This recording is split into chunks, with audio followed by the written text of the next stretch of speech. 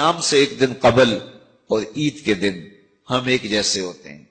جہاں ہم رمضان سے ایک دن پہلے کھڑے تھے، عید کے دن بھی ہم وہیں کھڑے ہوتے ہیں. تو پھر ایک مہینہ اتنی طویل محنت کی اور مشقت اٹھائی، بھوک اور پیاس کاٹی، تو پھر کیا فائدہ ہوا؟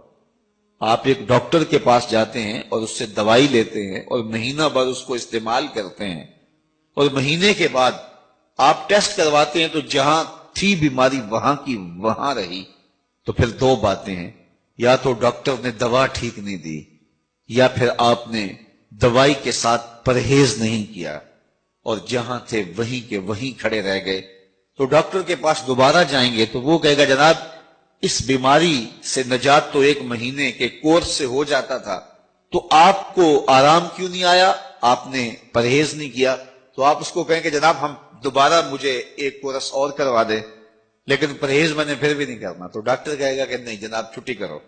اگر دوائی لینی ہے تو اس کے ساتھ جو احتیاطی تدابیر میں بتاؤں گا ان کو اختیار کرنا ہوگا.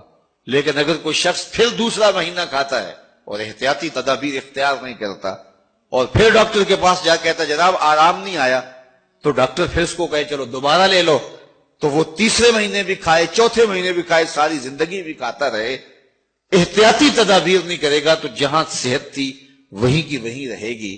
ماہ سیام آیا، پورا مہینہ دوائی لی، اور عید کے دن جب ٹیسٹ کروایا تو جہاں تھے وہیں کھڑے تھے.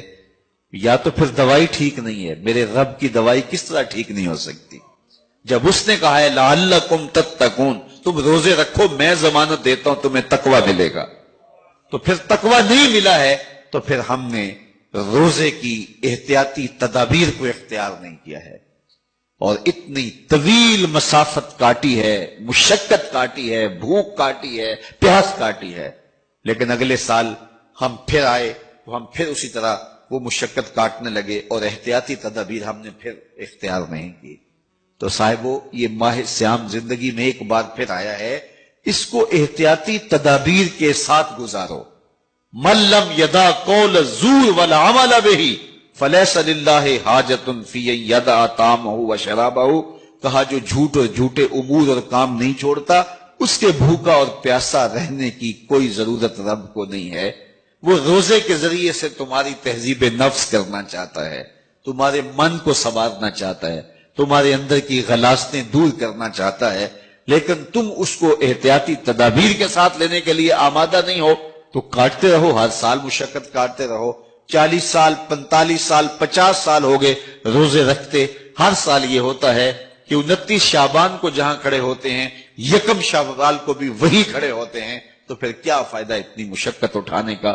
تو ماہ سیام زندگی میں ہمیں ایک بار ملا ہے، ایک بار ذرا اس کو احتیاطی تدابیر کے ساتھ گزار کے دیکھیے تو آپ دیکھیں گے کہ یہ روزہ کس طرح من کے اندر روشنیاں ڈال دیتا ہے اور کس قدر تقوی کا نور نصیب ہوتا ہے. تو زندگی میں اس ماہ نور، ماہ سیام رمضان المبارک کو پوری احتیاط کے ساتھ، پورے حزم کے ساتھ اور جو بتائے گئے اصول و ضوابط ہے ان کے ساتھ گزاریے.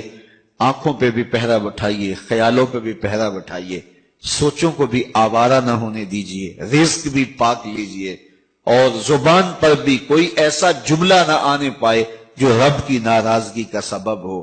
خیال بھی نہ بھٹکے، نظر بھی نہ بہکے، اور ایک ایک عمل زندگی کا خوبصورت ہو، منظم ہو، مرتب ہو، اور ادھر 30 روزوں کی بھوک ہو. اور پھر نتیجہ کیا ہوگا؟ میرے رب نے وعدہ دیا ہے لعلکم تتقون، تمہیں تقوی کا نور نصیب ہو جائے گا. تمہاری زندگی ایک عجیب کیفیت میں ڈھل جائے گی اگر تم روزے کو اس کی حقیقت لگتا ہے کہ جب جمعۃ المبارک یا نماز ختم ہوتی ہے تو لوگ مسجد سے ایک دوسرے کو دھکے دے کر کے باہر نکلنے کی کوشش کر رہے ہوتے ہیں. ایک سمت کھڑے ہو جائیں کہ موقع مل گیا ہے 2 لمحے اور کھڑا ہونے کا، لوگ آرام سے نکل جائیں گے تو میں بھی نکل جاؤں گا. جلدی جلدی مسجد سے نکلنے کے لیے جو بے چینی ہے یہ ایک مومن کی زندگی نہیں ہے. اس کا جی چاہتا ہے کہ جو ہے وہ زیادہ سے زیادہ میں مسجد میں وقت گزاروں. اور مومن ایک نماز کے بعد جب دوسری نماز کے لیے انتظار کر رہا ہوتا ہے مسجد میں بیٹھ کے، ایک نماز پڑھ لی تو گیا نہیں ہے کہ اب یہیں بیٹھ رہتا ہوں، دوسری نماز پڑھ کے جاؤں گا. اللہ کی رحمتیں چھم چھم اس کے اوپر اتر گئی۔ میرے اور آپ کے آقا و مولا نے ارشاد فرمایا من لم یدع قول الزور والعمل به فلیس للہ حاجۃ فی ان یدع طعامہ وشرابہ، جس نے جھوٹ اور جھوٹے کام نہیں چھوڑے اس کے بھوکا اور پیاسا رہنے کی اللہ کو کوئی ضرورت نہیں ہے۔ روزہ صرف پیٹ کا نہیں ہے، باقی اعضائے بدنیاں کا بھی ہے۔ پیٹ میں ہم نے جو حلال اور مشروع چیزیں تھی ان کو ڈالنے سے بھی گریز کیا کہ ہم روزے سے ہیں۔ آپ کو ماہ صیام میں روزہ رکھا ہے، کوئی آب زمزم پیش کرے تو آپ کہیں گے جناب میرا روزہ ہے، جناب یہ مکہ المکرمہ سے لے کے آیا ہوں، ابھی عمرے سے آیا ہوں، آپ کہیں گے بہت اچھا مجھے آپ دے دیں میں رکھ لیتا ہوں لیکن اب نہیں لے سکتا کہ میرا روزہ ہے۔